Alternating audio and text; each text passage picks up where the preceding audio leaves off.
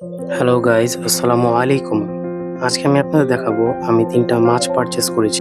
যেটা কাটাবোনার একটা local shop থেকে পারচেজ করা এবং বাকি ২টা একটা আজাদ ফিশারিজ এবং আরেকটা DTA which is dream touch aquatic থেকে নেওয়া। সো ড্রিম টাচ অ্যাকোয়াটিক থেকে আমি নিয়েছি এক জোড়া মলি। এই মলিগুলো কমলা কালারের, দেখতে খুব সুন্দর এবং এইগুলো নিয়েছি হচ্ছে লোকাল দোকান থেকে। এখানে টোটাল ৩ জোড়া মাছ আছে অ্যান্ড এইটা হচ্ছে আমার সবচেয়ে নাইস একটা পারচেজ আজকের দিনের জন্য, যেটার কারণে আমি আজকে অনেক খুশি। সো আমি এই মাছগুলোকে নিয়ে যাব এখন অ্যাক্লিমেশন প্রসেসে রাখার জন্য। এটা হচ্ছে আমার মিনি পন্ড। এখানে হচ্ছে আমি আমার লোকাল ফিশ, মানে লোকাল শপ থেকে যে ফিশগুলো পারচেজ করেছি এবং ডিটিএ থেকে যেই ফিশগুলো পারচেজ করেছি, এখানে অ্যাক্লিমেশনের পরে এই মিনি পন্ডটাতে রিলিজ করব। তো আমি যে মাছটা এনেছি সেটা অ্যাকচুয়ালি এমনই একটা মাছ যেটার জন্য আমার এই মিনি যে গাপ্পি ট্যাঙ্কটা ছিল সেটা হচ্ছে পুরোটা গাপ্পি রিমুভ করতে হবে, মাস্ট। যার কারণে আমি হচ্ছে নেট দিয়ে সবগুলো গাপ্পি নিয়ে ওই মিনি পন্ডে ছেড়ে আসছি। আর বেসিক্যালি এই গাপ্পিগুলো শুরু থেকে এই পর্যন্ত মিনি পন্ডেই ছিল, কিন্তু কিছু কারণে এই গাপ্পিগুলোকে হচ্ছে আমার আলাদা করতে হয়েছে।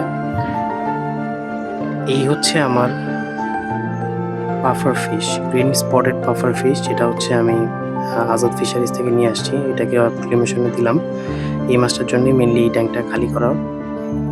সো এই মাছটা অ্যাক্লিমেশন হতে হতে আমরা যে মিনি পন্ডের যে মাছগুলো কিনেছিলাম সেগুলো হচ্ছে আমরা আস্তে আস্তে রিলিজ করি। বাট একটা জিনিস কি, আজকে যে ঝড়টা হচ্ছে, ঝড়টা মারাত্মক সুন্দর। সো এই কারণে হচ্ছে মাছগুলো আর কি ভালো থাকবে বারান্দায়, যেগুলো হচ্ছে মিনি পন্ডে রাখা ও বাকি মাছগুলোর সাথে।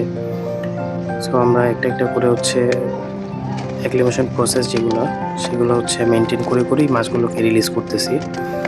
ফার্স্টে কিছুক্ষণ আমরা তাপমাত্রাটাকে সেট করলাম, দেন হচ্ছে আমরা সুন্দর করে আর কি একটু একটু পানি দিব, তারপর হচ্ছে মাছটাকে ছাড়বো। ডিরেক্টলি ছাড়লে দেখা যায় মাছের অনেক সময় অনেক দুর্ঘটনা ঘটে যায়। সো এর কারণে ডিরেক্টলি ছাড়াটা ঠিক না। যাই হোক, এই হচ্ছে আমাদের প্রসেস অনুযায়ী আমরা হচ্ছে মাছগুলোকে রিলিজ করলাম। প্রথমে রিলিজ করলাম যে ৩ জোড়া মাছ ছিল, সেই ৩ জোড়াটা লোকাল শপ থেকে যেগুলো পারচেস করেছিলাম। অ্যান্ড এখন রিলিজ করতেছি হচ্ছে ড্রিম টাচ অ্যাকোয়াটিক থেকে যে এক জোড়া মলি কিনেছিলাম, সেই মলিটা। অ্যান্ড রিলিজ করার পরে দেখতেই পাচ্ছেন যে এই মাছগুলো সুন্দরভাবে নিজেদেরকে, আদার্স যে ফিশগুলো ছিল আমার এখানে, টোটাল যে কয়টা ফিশ ছিল সবগুলোর সাথে মোটামুটি ঘুরতেছে ট্যাঙ্কটা।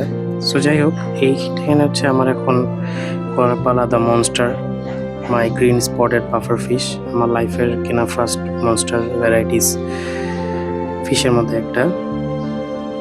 তো এই যে আমরা রিলিজ করলাম, দেখতেই পাচ্ছেন ফিশটা রিলিজ হয়ে চারপাশে ট্যাঙ্কটাকে এক্সপ্লোর করতেছে নিজের মতো করে। এখানে আমি কিছু গাপ্পি রাখছি জাস্ট বিকজ অফ ফিডার গাপ্পি, সে গাপ্পিগুলো আর কি। কারণ এই মাছগুলো মেইনলি লাইভ ফুড খেতে পছন্দ করে। আর পাফার ফিশের লাইভ ফুডের মধ্যে সবচেয়ে ভালো হয় যদি স্নেইল খাওয়ানো যায়, ছোট ছোট স্নেইলের বাচ্চা, কিংবা হচ্ছে চিংড়ি মাছ। কারণ ওদের দাঁতগুলো দেখা যায় যে হচ্ছে আস্তে আস্তে বাই ন্যাচারাল বড় হতে থাকে ওদের দাঁতগুলো। সো ওদেরকে যদি একটু ক্রাঞ্চি টাইপের কিছু খাইতে দেওয়া যায় তাহলে হচ্ছে ওদের দাঁতটা ন্যাচারালি সুন্দর থাকে। সো আমি ওদেরকে, আমার কাছে যতটুকু শামুক ছিল সেগুলো একটু খাইছে। বাট আমি ওদের ফিড হিসেবে একটা মিলওয়ার্ম ছিল আমার কাছে, সেটা দিছি। অ্যান্ড আলহামদুলিল্লাহ সে খুব সুন্দর মতো এই খাবারটা খাইছে। এই হচ্ছে আমার আজকের ভিডিও। ইনশাল্লাহ আপনাদের সাথে দেখা হবে পরবর্তী কোনো ভিডিওতে।